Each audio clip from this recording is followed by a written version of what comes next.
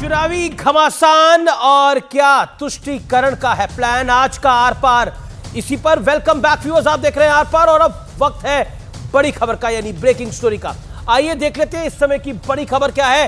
Young India और AGL पर बड़ी कार्रवाई है। ये नेशनल हेराल्ड मामले में ईडी ने जब्त करी है 751 करोड़ की संपत्ति, 751 करोड़ की संपत्ति को जब्त कर लिया है। और कांग्रेस कह रही है ये फ्रस्ट्रेशन है भारतीय जनता पार्टी का, वो ईडी को आगे कर रही है। मैं राखी राठौड़ का रिएक्शन लेता हूं। राखी राठौड़, ये बड़ी खबर इस समय यंग इंडिया पर, एजीएल पर एक बड़ा एक्शन है। विवेक श्रीवास्तव भी हमारे साथ जुड़े हुए हैं।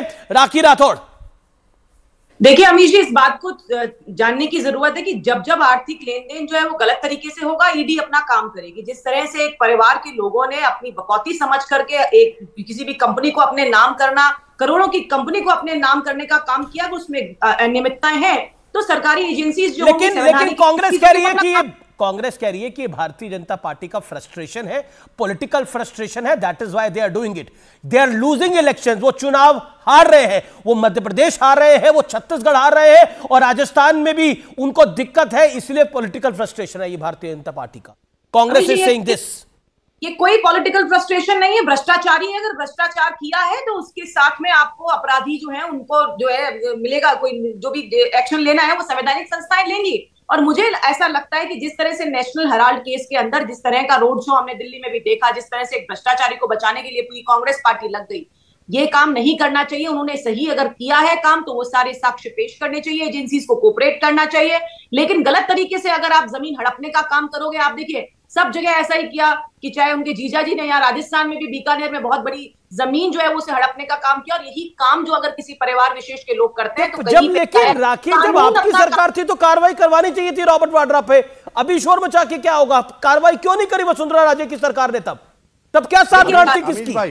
क्यों नहीं कार्रवाई हुई तब? ये सवाल पूछे जाएंगे आपसे भी। निरंतर आप 9.5 सालों से बोले कि जीजा जी ने कांड किया, जीजा जी ने भ्रष्टाचार किया। वहां तो 2018 तक आपकी की सरकार थी, 2013 से 2018 तक, 2014 से केंद्र सरकार में भी सरकार आपकी थी। कार्रवाई क्यों नहीं करी?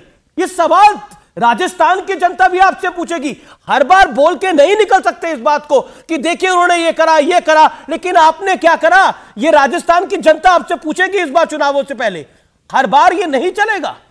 बिल्कुल, देखिए जिस तरह से उन्होंने बीकानेर के अंदर एक बड़ी जमीन हड़पी, उसमें जिस तरह से कागज बनाए वो गलत तरीके से बनाए थे, लोगों को बेवकूफ बना करके साइन कराए गए थे, उन पे क्यों नहीं करा भारतीय जनता पार्टी की तत्कालीन सरकार ने?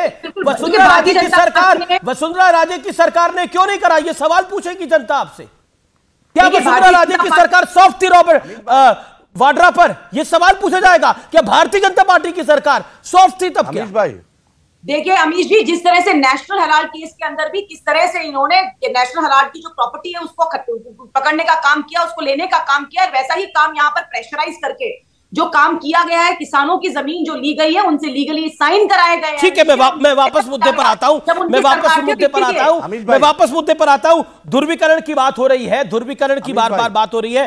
तो अजीज खान, आपने बोला, आपने एक लाइन बोली, आपने बोला हम कहां बात करते हैं, बीजेपी नफरत की बात करती है। स्वामी प्रसाद मौर्य कौन से प्यार की बात कर रहे थे?